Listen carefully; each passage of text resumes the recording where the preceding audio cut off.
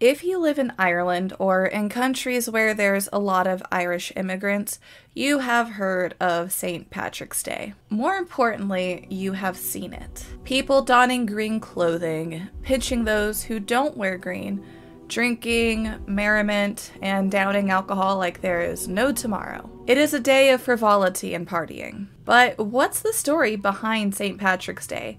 Where did this holiday come from? Is it the day that a man came to Ireland and drove the snakes out of the land? Were these snakes really snakes?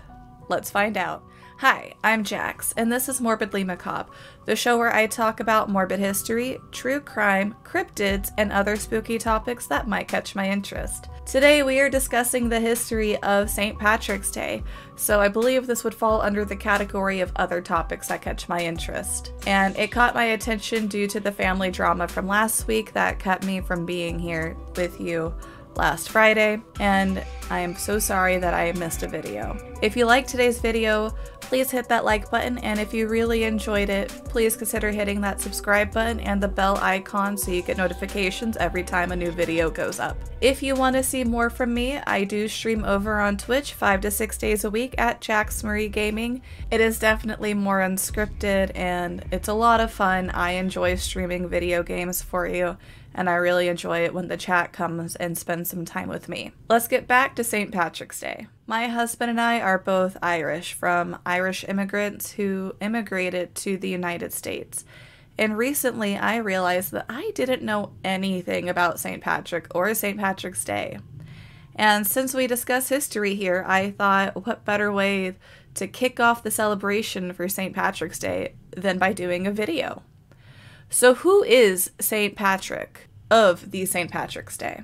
St. Patrick was born in the 5th century in what is now known as England.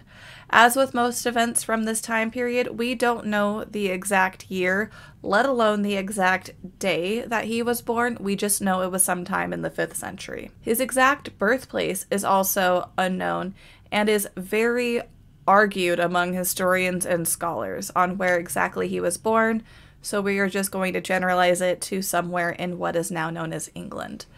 But he was a person who existed at one point in time in history, and that is all we really know. His father, Calpurnius, was a deacon for the Christian church, and when he was younger, St. Patrick was not a believer himself. Well, he believed, but he was not an active believer. We know this from his works called The Confession. At the age of 16, he was captured and enslaved in Ireland. During that time, he had his religious awakening, he found his love for God, and he turned back towards Christianity. For 6 years, he worked as a shepherd in Ireland, and after those 6 years, he states he heard a voice telling him that his ship was coming and that he needed to leave. So he escaped. He found a ship 200 miles away from where he was and sailed back to England. In his declaration, he described the following journey home and walking through the wilderness in detail, but we're going to just kind of gloss over that today. And he officially returned to his family. He continued to study his religion and returned to Ireland as a missionary, spreading Christianity. And from this point, the history of St. Patrick gets a little murky.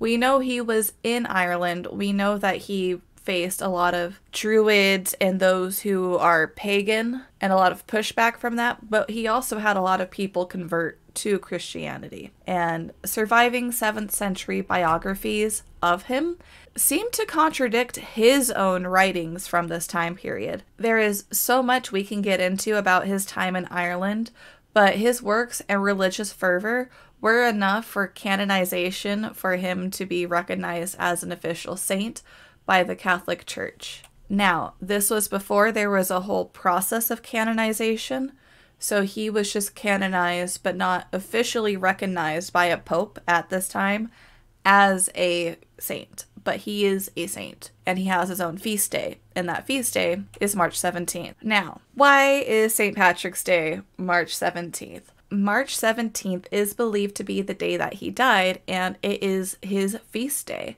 So what is a feast day? You've heard me say the word feast day a few times now. What does that entail? Is it a big day of feasting and celebrating? No. There's so many saints in the Catholic Church that if we feasted for every feast day, it would just be nonstop feasting, sometimes twice a day, 3 times a day. A feast day in Christianity does not mean that you are feasting. It is a religious celebration and a day that is dedicated to that particular saint. But in modern interpretations, St. Patrick's Day became a day for feasting, eating corned beef and cabbage, drinking green beer, and listening to Flogging Molly. But what was it that St. Patrick was said to have done for him to be canonized? Well, he banished the snakes from Ireland. The story is that St. Patrick was attacked by snakes while he was fasting on a mountaintop, and he drove the snakes out to the sea. But were there even snakes in Ireland at this time? No, not at all. Post-glacial Ireland did not have any snakes whatsoever. So who did he banish? Who were these snakes? He banished the heathen practices and paganism that was spread throughout Ireland at the time, prior to his arrival as a missionary of God. So he didn't banish any real snakes, he banished other religious practices. So what do we do to celebrate St. Patrick and the arrival of Christianity in Ireland? We party. Of course we party. There's public parades, festivals, music, and the wearing of green.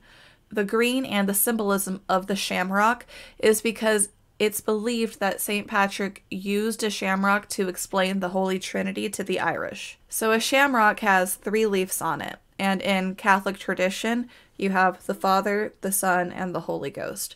So he would use a shamrock to explain that, which is why in a lot of iconography of him, he's holding a fistful of shamrocks and his staff. The history of the use of the color green possibly comes from Go Idle Glass, the ancestor to the Gaels, or the creator of the languages of the Gaels, so Irish, Gaelic. He was bitten by a venomous snake, but saved by Moses when Moses placed his staff upon the bite and spared his life.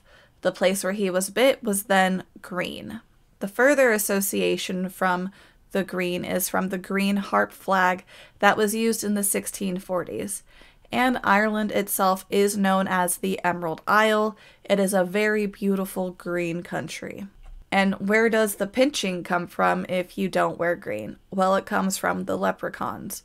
On St. Patrick's Day, the leprechauns can come find you, and if you're not wearing green, they give you a little pinch. I don't know if I would want to be pinched by a leprechaun, so I'm always very careful and I always wear some green.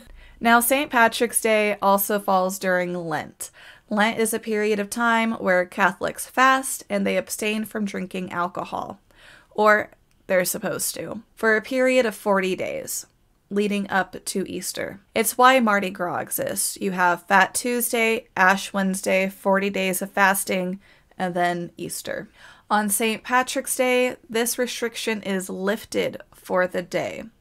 So drinking Irish whiskey or beer on St. Patrick's Day is not only okay, it's kind of encouraged. Breweries prepare for this for months in advance because a dark ale beer is fairly popular beverage of choice for people in Ireland. The Irish language use is encouraged, and overall the holiday has morphed into celebrating Ireland and the Irish.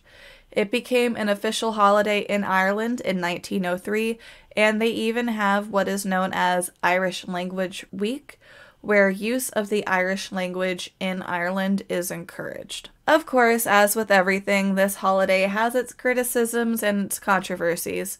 Public drunkenness and lewd behavior does tend to get a little out of control, and the holiday itself has been very commercialized. I didn't even know the symbolism of the shamrock until I was doing the research for this video.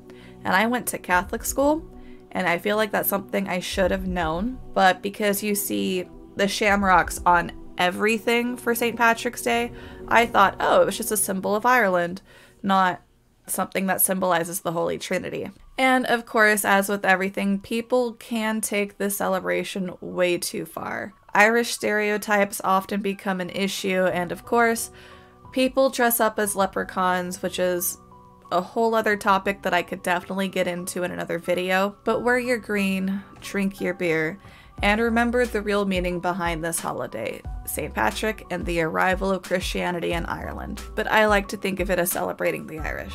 Thank you all so much for joining me for today's video. I will be back next Friday with a new topic, probably going to be about leprechauns because there's so much to discuss there. I stream over on Twitch 5 to 6 days a week at Jax Marie Gaming, and if you enjoyed today's video, please consider hitting that like and subscribe button at the bottom of the page, as it helps me grow. If you have any topic suggestions or ideas or just something that you want to see me talk about, please leave those suggestions in the comment section down below, and I appreciate you all so much. Thank you again for watching, and as always, stay curious. Goodbye!